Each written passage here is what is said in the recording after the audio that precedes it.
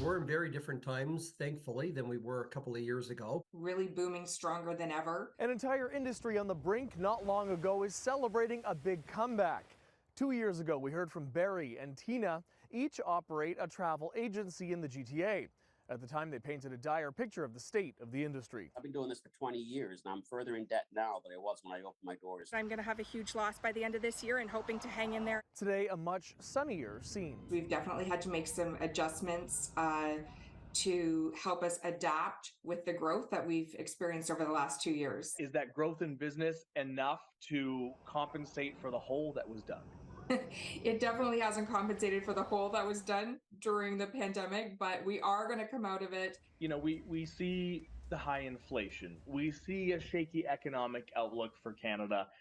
Any signs that some of those more concerning messages are taking a toll? I would say our industry is still pretty optimistic. When you and I talked 2 years ago, one of the concerns was that you don't get paid until the traveler travels, and the government help that was coming in COVID was just coming far, far, far too late. I think all of the programs that the government has come out with have great intentions. You were asking for some changes to be made to how that assistance was essentially administered. Did that help ever come? The help never did come, unfortunately.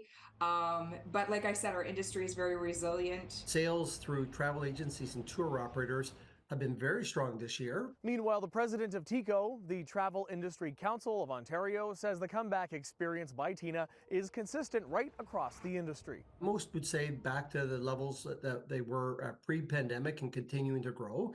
Of course, we've got clouds on the horizon with high interest rates and recession talk, but by and large, it's been a very brisk year.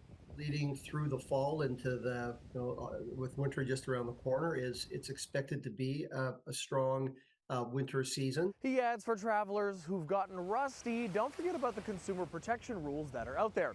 He also suggests booking with an Ontario licensed agency, reading the fine print in the purchase agreements, and being properly insured.